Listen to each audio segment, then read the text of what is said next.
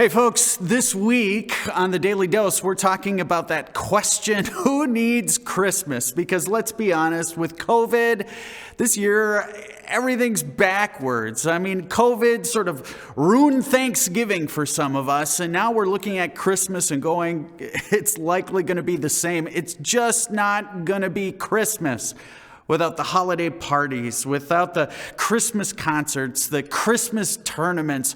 Heck, we're not even going to gather here at church. I mean, let's be honest. It's not going to be what we all want. And on top of all of that, there's the normal stress of the season. There's getting all the shopping done. There's doing all the baking. There's sending out all those Christmas cards we haven't even ordered yet. For some of us, I think we find ourselves throwing our hands in the air going, this year's a wash. We're going to sort of pack it in. It's just not going to be Christmas this year. When I start feeling like that, I sometimes get reminders. The other day, I was walking through our house. I walked past our boys' bathroom, and that's when I heard my little son, my fourth grade son, singing out at the top of his lungs while he was taking a shower.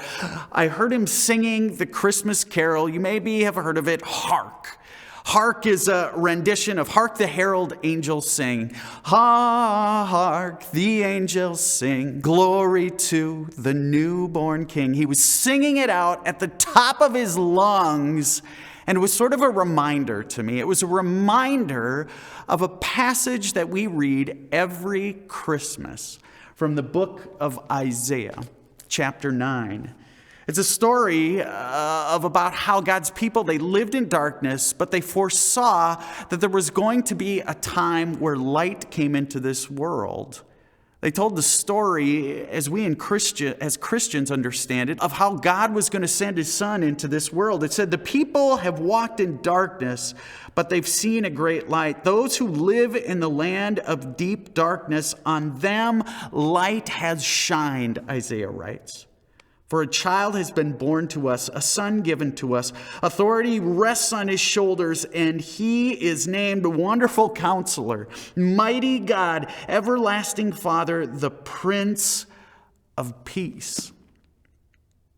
You see, Joran, singing in the shower, he didn't care that this year has been all mixed up. It's been backwards. He doesn't care about COVID. He doesn't care about restrictions or that he's distance learning. He's not deterred by any of that there are no Christmas concerts, that there are no tournaments. We won't be gathering together in church for worship.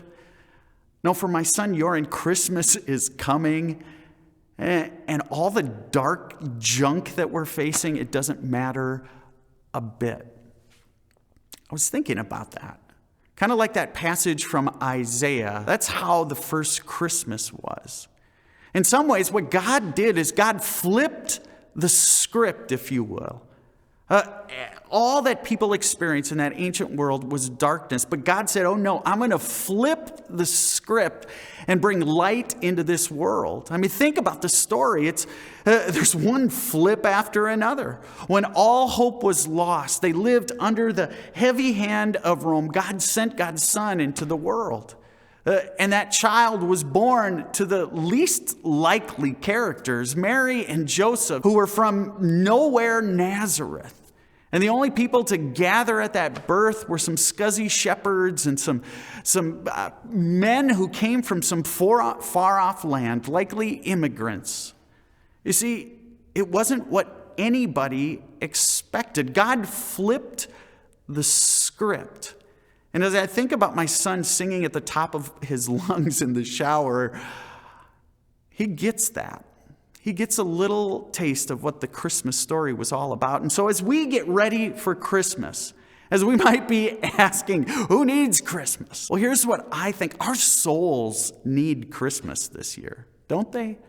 Our souls need Christmas. Our world needs Christmas. Our world needs people like you and me and my son, Joran, who are willing to be script flippers Or people who are willing to say, you know what, I know that there's plenty of darkness in this world, but we've got a God who shines God's light on us. Yes, I know there's reason to despair, but we are going to be hope dealers in this world. Yes, there's all kinds of things that are dividing us as people, but we're going to be building friendships. Yes, there's sadness, but we're going to be purveyors of joy. You see, what the world needs, folks, is people like you and me, people who are going to be script flippers. You see, hope lies for people like us, not in what we see all around us, but in what is eternal. And so this Christmas, folks, let's flip the script. Let's be script flippers. Folks, I'm so glad you tuned in today. I'd love for you to do a couple things for me before we close today. Would you head on out to our Christmas website, christmaswithcalvary.com. We'd love to have you join us, you and your family, for Christmas this year at home. And then secondly, you can help us get the word out about this God who comes into our lives this Christmas in the most unexpected ways. And you can do that by sharing this post, by liking it. If you're watching on YouTube, you can share the link. Maybe you'll hit notifications, hit the little bell. And if you're watching on cable access, just go ahead and share this with a friend and invite them to watch with you tomorrow. Folks, thanks for tuning in. Merry Christmas.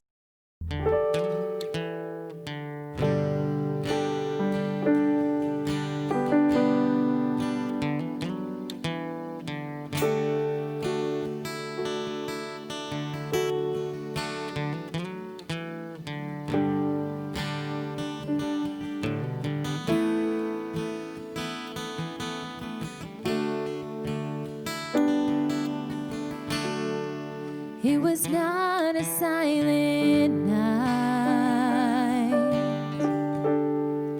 There was blood on the ground. You could hear a woman cry in the alleyway that night on the streets of David's town. And the stable was not clean, and the cobblestones were cold.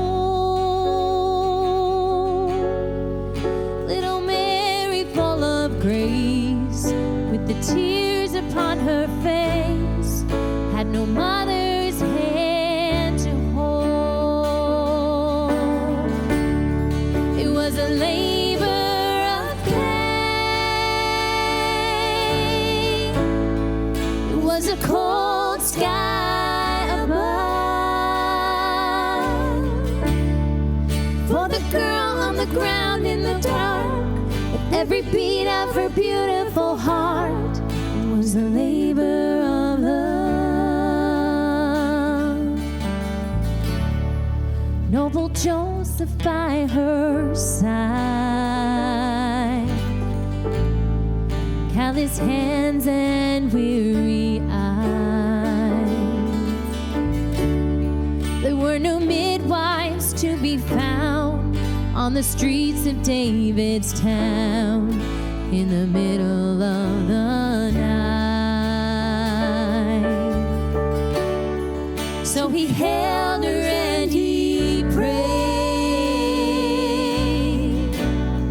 Shafts of moonlight on his face. But the baby in the womb, he was the maker of the moon. He was the author of the praise that could make the mountains move.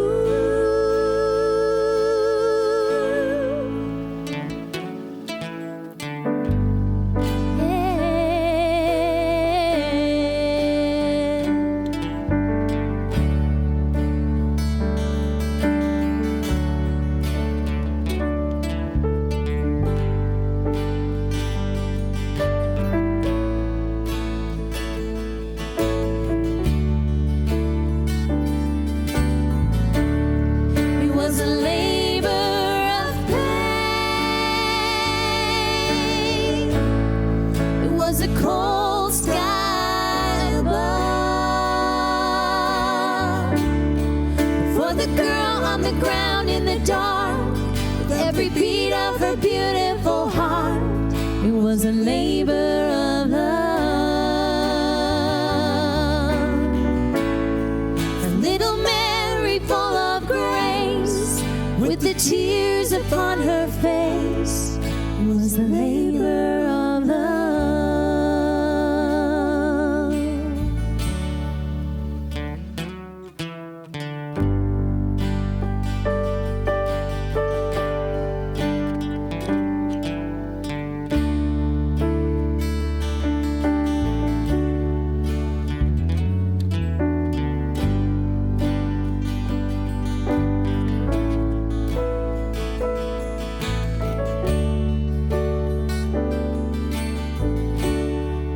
It was not a silent night